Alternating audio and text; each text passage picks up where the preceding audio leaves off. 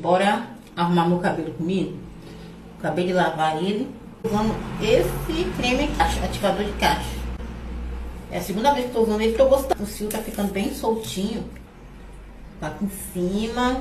Eu vou passar esse óleo, gente, que eu comprei, né? Primeira vez que eu vou usar ele. Vou fazer essa finalização do cabelo. Eu pego um pouquinho de creme. E vou finalizando aqui, ó. Deixa eu colocar mais creme aqui. Tá certo também, mas não fica assim soltinho. Não pra as tranças ficar no lugar do meu cabelo. Isso. Olha, gente, o resultado. Óleo milagroso.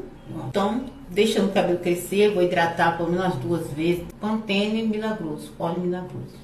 Adorei essa junção dos dois. Depois vem e me fala aqui, vocês vão gostar muito.